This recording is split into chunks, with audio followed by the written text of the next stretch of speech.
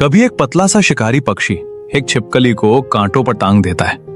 वो उसे ना तो खाता है ना ही मारता है, बस उसे पेड़ की शाखाओं के बीच फंसाकर छोड़ देता है। छिपकली के चारों पैर हवा में लटकते रहते हैं और वो बेबस होकर शून्य में हाथ पैर मारती रहती है, लेकिन वो पक्षी उसकी ओर पलटकर भी नहीं देखता। अपने पंखों को संवारता है और जंगल में उड़ जाता है। छिपकली मरती नहीं है, उसे बस संग्रह के लिए छोड़ दिया जाता है। ये पक्षी प्रकृति का सबसे ठंडा भंडारण करता है। उसके लिए कांटों पर टंगा शिकार अब कोई आकर्षण नहीं, बल्कि एक सुरक्षित स्टॉक बन जाता है। वो अपने पेट और ऊर्जा को खाली रखता है ताकि किसी नए, ताजा और भागते दौड़ते शिकार का पीछा कर सके। हवा में धीरे धीरे सूखती उस छिपकली की सबसे बड़ी त्रासदी उसकी मृत्यु नहीं है, बल्कि उसका अनदेखा और भुला दिया जाना है। ये दृश्य मनोविज्ञान के एक सिद्धांत से मेल खाता है, जिसे कंप्लीशन ट्रैप कहा जाता है। जब कोई कार्य या लक्ष्य पूरा हो जाता है तो हमारा मस्तिष्क उसे तुरंत संग्रहित कर देता है और फिर धीरे धीरे उसे भूल जाता है। किसी रिश्ते में कई बार आप ही वो छिपकली बन जाते हैं। जैसे ही सामने वाले को ये विश्वास हो जाता है कि आप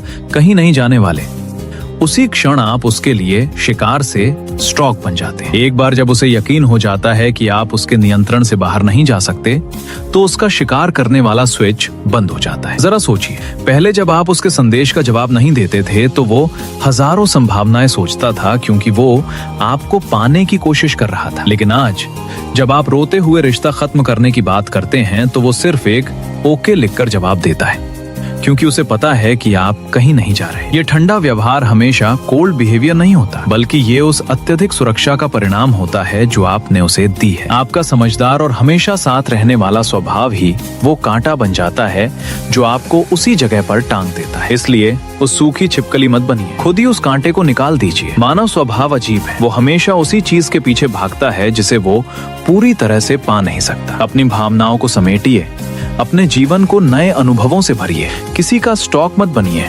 बल्कि ऐसा शिकार बनिए जिसे वो कभी पूरी तरह से समझ या पकड़ न सके। उसे ये एहसास कराइए कि आप जब चाहें उतर सकते हैं और जब चाहें उड़ सकते हैं, क्योंकि जब आपके पास कभी भी दूर जाने का साहस होता है, तभी सामने वाले के मन में आपको खोने का डर पैदा होता है। याद रखिए, अगर आप किसी पक्षी को अपने पास रखना चाहते हैं तो उसके लिए पिंजरा मत खरीदिए, बल्कि उसके लिए एक जंगल उगाइए।